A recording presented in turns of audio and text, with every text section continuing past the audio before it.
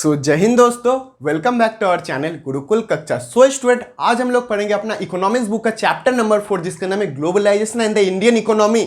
Sir वो सब नहीं जानना है सर, ये बताइए सर इस चैप्टर से कितना मार्क्स का क्वेश्चन आएगा सर। स्टूडेंट, ये जो चैप्टर इसमें से 5 मार्क्स का एक ही क्वेश्चन आएगा। बाप रे सर, तब तो ये चैप्टर बहुत इंपॉर्टेंट है सर। यस स्टूडेंट, लेकिन हम लोग जो टॉपिक पढ़ा रहे हैं उसको अगर आप पढ़ लिए और एक बार बुक से अगर आप लोग पढ़ लिए, मैं बार बार बोलता हूं आप लोग बुक पढ़ा कीजिए ताकि आपको समझ में आए कि हम लोग जो पढ़ा रहे हैं बुक से ही ना है। ऐसा तो नहीं हम लोग कुछ भी पढ़ा दे रहे हैं, आप क्यों ट्रस्ट करिएगा, उसके लिए अपने बुक को देखा कीजिए, ठीक है।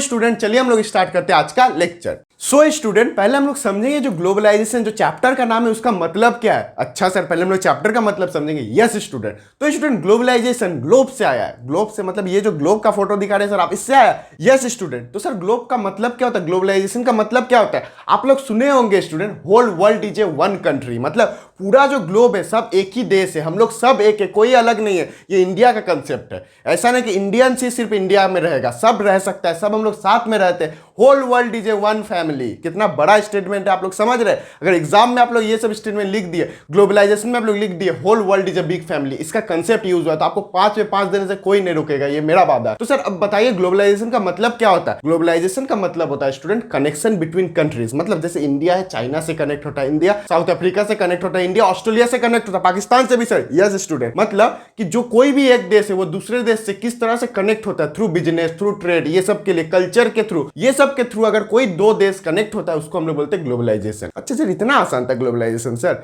हाँ स्टूडेंट, ग्लोबलाइजेशन बहुत ईजी है, आपको ये समझना है ग्लोबलाइजेशन का इंपैक्ट क्या हुआ। मतलब हम लोग जो दूसरे देशों से कनेक्ट हुए, क्या उससे हमें फायदा हुआ। फायदा तो हुआ सर, हम इतना अच्छा अच्छा कपड़ा पहन रहे सर ग्लोबलाइजेशन के लिए ना, चाइना का फोन यूज करते हैं सर, तो ये सब कहां से आ रहा है सर, दूसरा देश से ही आ रहा है सर। यस स्टूडेंट, इससे कोई लॉस भी हुआ है क्या सर। लॉस सर पता नहीं सर। हाँ तो स्टूडेंट ये सब हम लोग बाद में समझेंगे, तो चलिए अब लोग मूव करते हैं अपने नेक्स्ट टॉपिक में। स्टूडेंट, हम लोग एक टर्म समझेंगे एलपीजी। वही सर लिक्विफाइड पेट्रोलियम गैस, जो मेरा गैस में बढ़ता है, हम खाना खाता है, मुर्गा खाए सर। नो स्टूडेंट, वो एलपीजी नहीं। तो सर एलपीजी का मतलब क्या हुआ। एलपीजी का मतलब हुआ स्टूडेंट लिबरलाइजेशन, प्राइवेटाइजेशन और ग्लोबलाइजेशन। मतलब सर ये तो पहली बार सुने हम सर, इतना बार बुक पढ़े हमको मिला नहीं। नो स्टूडेंट, ये जो टर्म है ये सब बुक के बाहर का, आप लोग लिखिए, ये सब टर्म को एग्जाम में यूज करिएगा। आपको अगर 5 में 5 नहीं दिया तो कोई भी बेकार है, सर ही बेकार है, हम ही बेकार है। मतलब वो टीचर चेक करने वाले टीचर बेकार नहीं, हम बेकार है, पक्का आएगा स्टूडेंट। तो स्टूडेंट हम लोग इसके लिए एक स्टोरी समझेंगे। वाह सर, स्टोरी समझेंगे सर। यस स्टूडेंट, कौन सी स्टोरी सर। आजादी से लेके, बाप रे सर सीना चौड़ा हो जाता है सर, गांधी जी का याद आया था, जवाहरलाल नेहरू का याद आता है। यस स्टूडेंट, तो सर स्टोरी बताइए सर। अब स्टोरी बताइएगा कि नहीं सर, ऐसे बोल दिए। हाँ स्टूडेंट बताएंगे। तो स्टूडेंट हम लोग जानते हैं 1947 में हमारा देश आजाद हुआ। यस सर, सब जानते हैं, आपको नहीं पता है, सर को पता है स्टूडेंट। तो सर आगे बताइए ना सर। तो स्टूडेंट जब देश हमारा आजाद हुआ, हाँ तो सर आजाद हुआ तो आजाद हुआ, तो क्या हुआ था स्टूडेंट, बहुत ही कम कंपनीज थी। मतलब इंडस्ट्रीज बहुत कम थे, फैक्ट्रीज नहीं था, बहुत कुछ था ही नहीं देश में। अच्छा सर पता है सर, अंग्रेज लोग बढ़ने कहाँ दे, वो तो अपना देश में सब कुछ बनाए, हम लोग का सब कुछ लेके चला गया, हम लोग गोल्डन स्पैरो बोला जाते थे सर। यस स्टूडेंट, तो सुनिए इतना बड़ा नहीं करते, हम लोग शॉर्ट में समझते हैं, क्योंकि इतना नहीं लिखना है आपको, आपको स्टोरी समझना है। हाँ सर ठीक है सर, जल्दी बताइए। तो स्टूडेंट जब देश आजाद हुआ तो ये जवाहरलाल नेहरू सामने आए, मतलब हमारा भारतीय सरकार सामने आया और कहा कि हम लोग को तो ये चीज को इंश्योर करना कि फैक्ट्रीज नहीं, इंडस्ट्रीज नहीं, हम लोग को अपना बिल्ड करना होगा, मतलब सरकारी कंपनीज आएंगे। हाँ सर, सरकारी कंपनीज आया।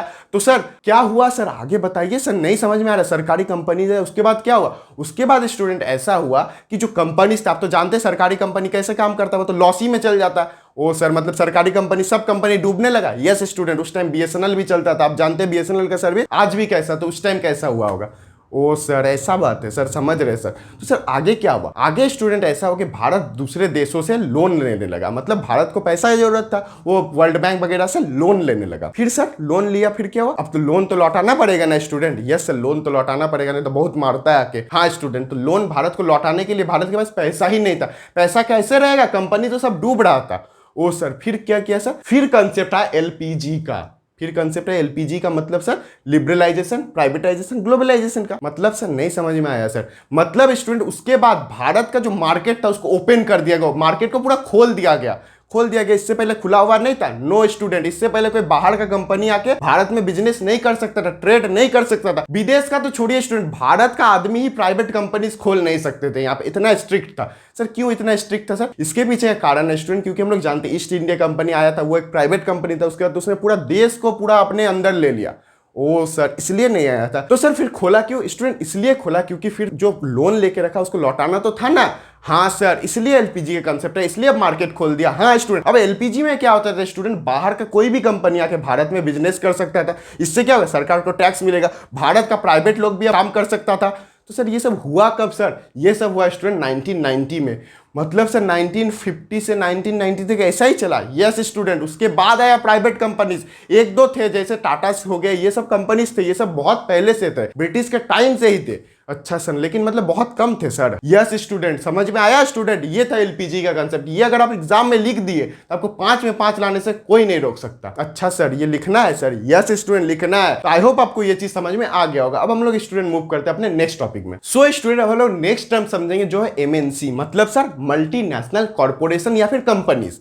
अच्छा सर, ये क्या होता है सर? मल्टीनेशनल मतलब क्या स्टूडेंट? बहुत सारे नेशन में होगा। कॉर्पोरेशन मतलब कंपनीज, मतलब ऐसे कंपनीज जो बहुत सारे देशों में रहे। अच्छा सर, मान लीजिए एक ए कंपनी है, आप ये बताना चाहते हैं कि ए कंपनी का एक ब्रांच इंडिया में रहेगा, एक पाकिस्तान में रहेगा, एक ऑस्ट्रेलिया में रहेगा, एक न्यूजीलैंड में रहेगा सर। यस स्टूडेंट, एमएनसी का मतलब समझ में आया? एमएनसी का मतलब हुआ ऐसे कंपनीज, ऐसे कॉर्पोरेशन जो एक ही देश में लिमिट ना रहे, बहुत सारे देश में रहे। अब आप एक चीज बताइए स्टूडेंट, एलपीजी के बिना यह पॉसिबल था? नो सर, इंडिया में तो नहीं पॉसिबल था। यस स्टूडेंट, इसी तरह बहुत सारे देश में एलपीजी नहीं आया हुआ था, एलपीजी लाया गया जिसके कारण एमएनसी का कंसेप्ट आया।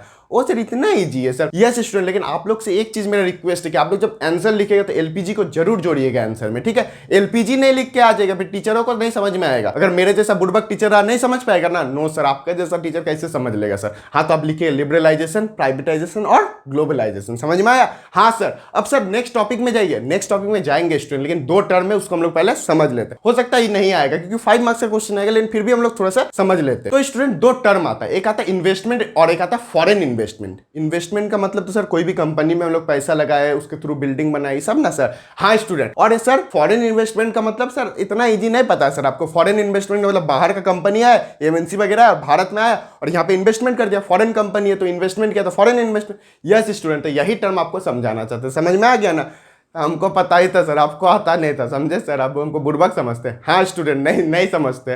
तो स्टूडेंट हम लोग मूव करते हैं अपने नेक्स्ट टॉपिक में। सो स्टूडेंट, जो नेक्स्ट टॉपिक है वो है फैक्टर्स दैट इनेबल ग्लोबलाइजेशन। मतलब सर, मतलब स्टूडेंट ग्लोबलाइजेशन तो आ गया, लेकिन उसको प्रोसेस करने में उसको अच्छा कौन किया? तो पहले तो सर हम लोग को ये जानना होगा कि सरकार ने उसको लागू किया, मतलब गवर्नमेंट ने एक पॉलिसी निकाला होगा। हाँ सर, तो गवर्नमेंट पहले उसको अप्रूवल देगा कि नहीं? उस टाइम का जो 1990 में भारत का जो सरकार था उसने पहले अप्रूवल दिया उसको, भले ही प्रेशर बाहर से आया, वर्ल्ड बैंक से प्रेशर आया, लेकिन खोलना तो पड़ा ना। मतलब पहला हुआ गवर्नमेंट का पॉलिसी से। और भी सर कुछ है। हाँ स्टूडेंट, ये तो हो गया खोलने का। अब आप सोचिए दूसरा जो है वो बहुत इंपॉर्टेंट, वो है टेक्नोलॉजी का। मेरा फेवरेट है टेक्नोलॉजी स्टूडेंट। अच्छा सर, तो हम जान के क्या करेंगे सर? पढ़ाइए ना, आपका टेक्नोलॉजी फेवरेट है तो आप मार्क्स में जाइए, घूम के आइए। हाँ स्टूडेंट, जाएंगे, आप लोग को भी लेके चलेंगे, एग्जाम दे लीजिए, साथ में गुरुकुल कक्षा पूरा टीम जाएंगे, ठीक है? ठीक है सर, बहुत मजा आएगा सर तब तो। हाँ स्टूडेंट, तो टेक्नोलॉजी के बारे में स्टूडेंट आपको हम बता देते हैं। देखिए टेक्नोलॉजी में क्या होता है, अगर टेक्नोलॉजी नहीं रहता, अगर 1990 में भारत का ही सेंस में हम लोग लेते, अगर टेक्नोलॉजी नहीं रहता तो आपको लगता है ग्लोबलाइजेशन पॉसिबल होता? नो सर, पॉसिबल तो नहीं होता सर। आप विदेश में रह के आप इंडिया का सब कुछ तो बार बार आ तो नहीं सकते, इसके लिए आपको मोबाइल फोन चाहिए होगा कम से कम। मेल करिएगा अपने स्टाफ को, वीडियो कॉल के थ्रू आप मीटिंग करिएगा, सब कुछ करिएगा, भले आप साल में एक बार इंडिया आ जाइएगा। तो समझ में आया स्टूडेंट टेक्नोलॉजी का जो इंपॉर्टेंस है? अगर एग्जाम में आएगा क्या क्या फैक्टर जो इनेबल क्या ग्लोबलाइजेशन को, तो पहला आप सरकार के बारे में लिखिएगा कि गवर्नमेंट का पॉलिसी है, उसने इंश्योर का, उसने अप्रूवल दिया। और दूसरा टेक्नोलॉजी का। समझ में आया स्टूडेंट? ये सब आएगा स्टूडेंट, मैं बोल रहा हूं बार बार, पढ़ के जाइएगा बुक को। हाँ एक चीज सुनिए, बुक को आप पूरा गो थ्रू करिएगा, ठीक है? मतलब चैप्टर्स को हम लोग का लेक्चर देख लीजिए, फिर एक बार पूरा पढ़िएगा। सर आपका बुक पढ़ते हैं तो आप कुछ और ही पढ़ाते लगता है। नो स्टूडेंट, हम लोग मिक्स करके हम लोग पूरा एक ओवरव्यू देते हैं ना आपको। जैसे आप पहले चैप्टर को पढ़िएगा, आपको एलपीजी मिलेगा ही नहीं, ग्लोबलाइजेशन तो पहले है ही नहीं, पहले एमएनसी के बारे में दिया हुआ। लेकिन आपको लगता है अगर एलपीजी को आप ऐड कर दीजिएगा आंसर में तो कितना अच्छा आंसर हो जाएगा। यस सर, तब तो हम समझते हैं सर आपका बात, आप हम लोग का अच्छा ही चाहते हैं। यस स्टूडेंट, तो हम लोग मूव करते हैं स्टूडेंट अपने नेक्स्ट टॉपिक में। सो स्टूडेंट, जो नेक्स्ट टर्म है, नेक्स्ट टर्म नहीं सर, ये ऑर्गेनाइजेशन है सर, हमको भी पता है सर, हम भी बुक खोल के बैठे हुए हैं सर। हाँ स्टूडेंट, तो ये जो नेक्स्ट टर्म है, नेक्स्ट ऑर्गेनाइजेशन है, वह है world trade organisation. Sir world trade organisation, इतना बड़ा नाम सर। हाँ स्टूडेंट, तो शॉर्ट में WTO बोला जाता है। WTO मतलब वर्ल्ड ट्रेड ऑर्गेनाइजेशन सर। हाँ सर, इतना तो पता है सर। तो स्टूडेंट वर्ल्ड का ट्रेड को ऑर्गेनाइज करना रहता है। मतलब सर, मतलब मान लीजिए दो कंट्री है, इंडिया और पाकिस्तान। सर अब पाकिस्तान का नाम क्या ले रहा है? इसलिए ले रहा है स्टूडेंट क्योंकि भारत सरकार भी अभी पाकिस्तान के साथ क्लोज आने का कोशिश कर रहा है। इंडिया ने भी ट्रेड के बारे में बोला कि हम लोग पाकिस्तान के साथ ट्रेड करेंगे। आप न्यूज थोड़ा पढ़ा कीजिए, नहीं करिएगा तो फिर दिक्कत हो जाएगा, आगे समझ नहीं आएगा। और एक चीज सुनिए स्टूडेंट, आप लोग ना कोशिश करिएगा आंसर में न्यू फैक्ट्स को लिखने का, जो सब हम लोग बताते हैं। पूरा बुकिश नहीं जाइएगा, नया लिखिएगा ना, टीचर को भी लगेगा हाँ ये बच्चा को खाली बुक नहीं पढ़ता था, कोरोना वायरस के साथ पढ़ा है, कोरोना के टाइम ही पढ़ा है, खाली कोरोना वायरस में फोने नहीं चलाया है, खाली वीडियो ही नहीं देखा है, सब कुछ किया, खाली पबजी नहीं खेला, इसीलिए सरकार ने पबजी को बैन किया था सर। हाँ स्टूडेंट, ताकि आप लोग एग्जाम के लिए तैयार हो जाए, समझे? हाँ सर। तो आप कुछ बता रहे थे WTO के बारे में। हाँ स्टूडेंट, WTO का काम क्या है? दो कंट्रीज के बीच में ट्रेड को देखना, मतलब काम कैसे चल रहा है। ऐसा तो नहीं कि पाकिस्तान से जो सामान आ रहा है, पाकिस्तान से 100 रुपये का सामान आ रहा है, लेकिन भारत सरकार उसमें 150 रुपया ले रहा है।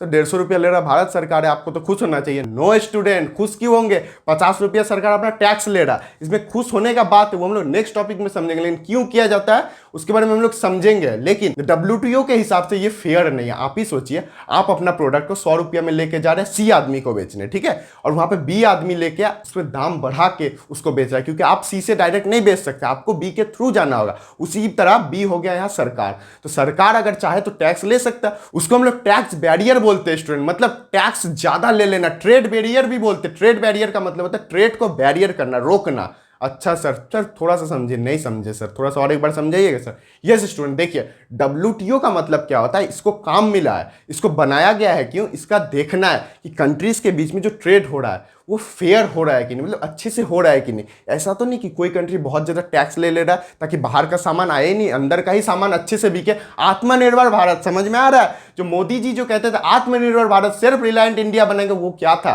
सेल्फ रिलायंट इंडिया का मिशन ये था कि इंडियन कंपनीज को बढ़ाना है, बाहर का कंपनीज का प्रोडक्ट को रोकना है। तो रोकने का एक तरीका क्या हो सकता है? बाहर का जो कंपनीज का प्रोडक्ट आ रहा है उसमें टैक्स बहुत लगा दीजिए सर। अगर टैक्स लगा दीजिएगा तो वहां का प्रोडक्ट का दाम बढ़ गया तो आप खरीदिएगा महंगा चीज। अब 10,000 में आप फोन खरीदते, वही फोन अगर 15,000 का हो गया तो आपको 12,000 में तो भारत का फोन मिल जाएगा ना।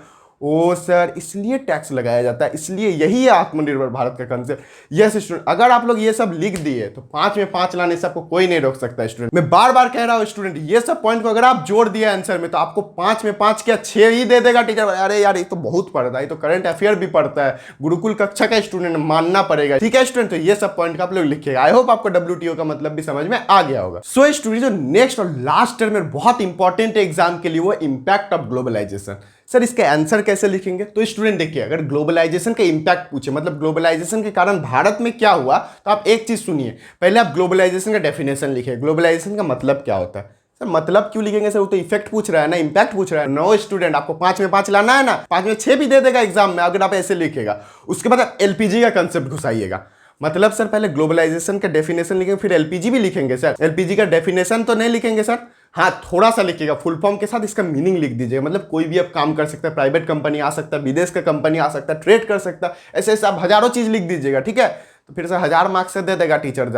ज्यादा बड़ा नहीं लिखना है स्टूडेंट, 5 पॉइंट तो आपको लिखना है इंपैक्ट में। अच्छा सर, उससे पहले थोड़ा सा डेफिनेशन और ये सब लिखेंगे। हाँ स्टूडेंट समझ में आया? 20 वर्ड्स लिख दीजिएगा। अच्छा सर ठीक है सर, पक्का लिखेंगे सर, 5 में आप इतना बोल रहे सर, लिखेंगे ही सर।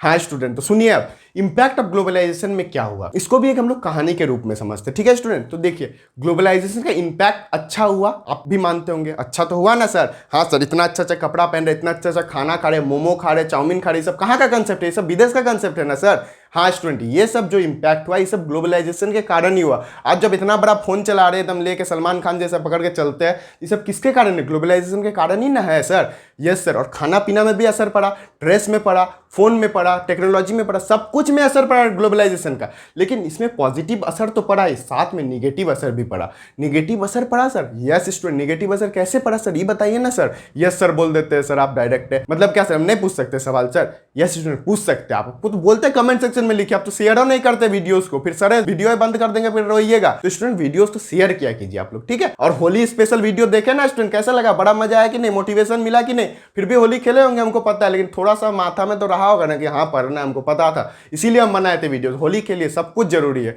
धर्म बहुत इंपॉर्टेंट है, धर्म इंसान को सही पाथ में रखता है। लेकिन आपको ये चीज समझना है कि आपका एग्जाम है, यहाँ से जान लगा देंगे स्टूडेंट, जाने तो नहीं दे सकते। ठीक है स्टूडेंट, तो सर आप बताइए सर निगेटिव इंपैक्ट क्या हुआ ग्लोबलाइजेशन का? तो स्टूडेंट ग्लोबलाइजेशन के कारण क्या हुआ, देखिए जो भारत का लोकल कंपनी था उसको उठने नहीं मिला। सर क्यों नहीं मिलेगा सर, वो तो भारत का कंपनी है, उसको उठने क्यों नहीं मिलेगा? इसका रीजन ये है स्टूडेंट कि विदेशी जो कंपनीज है वो आके भारत में प्रोडक्ट बनाने लगा, और वो तो टेक्नोलॉजी के साथ ना बनाने लगा, उनके पास तो बड़ा बड़ा मशीन है, तो मशीन से जो प्रोडक्ट बनेगा वो तो सस्ता ना होगा स्टूडेंट। इसके कारण क्या होगा, जो लोकल कंपनीज है उसको उठने नहीं मिलेगा। आपको एक चीज पता है स्टूडेंट, कुछ दिन पहले न्यूज में आया था, न्यूज में कुछ दिन पहले क्या 5 साल से चल रहा है, इंडिया में जो पोल्ट्री है उसका दाम तो बहुत सस्ता है, आपको लगता होगा 150 रुपया किलो में मिल जाता होगा आपको चिकन उकन। हाँ सर मिल जाता, हम तो 120 रुपये में मुर्गा खाए होली में, होली में 180 रुपया था स्टूडेंट, हम भी खाए थे, समझे ना, झूठ मत बोलिए, 120 रुपये में खाए, कहाँ से 5 को भेजे गए नहीं सर के लिए। सुनिए स्टूडेंट, मजाक से अब दूर हटिए, सुनिए। लेकिन स्टूडेंट आपको पता है जो अमेरिका का चिकन का दाम है वो 80 रुपया किलो में मिलता है, आपको पता है? 80 क्या, डोनाल्ड ट्रंप तो बोल रहा था 50 रुपया में दे देंगे, ठीक है। इसका मतलब क्या हुआ, सोचिए अगर चिकन विदेश का भारत में आने लगा तो क्या आप 150 रुपया किलो चिकन खरीदेगा? नो सर, क्यों खरीदेंगे सर? तो आप ये चीज सोचिए, भारत का लोकल मार्केट का क्या होगा, तो फॉरेन चिकन आके ना बिकेगा। आपको तो बड़ा मजा आएगा कि सस्ता में सब कुछ मिलेगा, लेकिन आप सोचिए उन लोगों के लिए, उन गरीब लोगों के लिए उनका क्या हाल होगा। ये सब एग्जाम्पल आप लिखिएगा स्टूडेंट, अगर एग्जाम में आए इंपैक्ट ऑफ ग्लोबलाइजेशन, पॉजिटिव तो आप 3 को लिख दीजिएगा, 2 को ऐसा निगेटिव लिखिएगा स्टूडेंट कि दिल तक पहुंच जाए टीचर का, ठीक है। ये सब चीज को लिखिएगा, चिकन का एग्जाम्पल दीजिएगा, डोनाल्ड ट्रंप और नरेंद्र मोदी नहीं लिखिएगा। आप लोग एग्जाम में एक चीज को याद रखिएगा कि आप कोई भी कंट्रीज के प्राइम मिनिस्टर या प्रेसिडेंट का नाम नहीं लिखिएगा, बस आप लिखिएगा जब भारत का प्राइम मिनिस्टर के बारे में लिखना आपको तो आप लिखिएगा प्रेजेंट प्राइम मिनिस्टर, ठीक है, वर्तमान। पुराना लिखना हो तो formal prime minister, formal president, इस तरह से लिखिएगा, ठीक है स्टूडेंट। यस सर, ठीक है। और स्टूडेंट आपसे एक क्वेश्चन है मेरा, अब हो गया चैप्टर खत्म हो गया सर, अच्छा सर ठीक है, आप पूछिए सर, आपको जो पूछना। आप बताइए एक चीज स्टूडेंट, ग्लोबलाइजेशन ने आपको तो अच्छा कपड़ा दिया, लेकिन कोरोना वायरस, जो कोरोना वायरस आया वो विदेश से आया, तो क्या ये भी एक इंपैक्ट है ग्लोबलाइजेशन का? इसे भी आप एग्जाम में लिख सकते हैं स्टूडेंट, समझ में आया? ये आप कमेंट सेक्शन में लिखिएगा ताकि सर को भी अच्छा लगे, हाँ स्टूडेंट मेरा अच्छे से देख रहा है, ठीक है स्टूडेंट। तो स्टूडेंट अब हम लोग लेक्चर यहाँ पे खत्म करते हैं, ठीक है। तो मिलते हैं अपना नेक्स्ट वीडियो में, चलिए तब तक के लिए जय हिंद।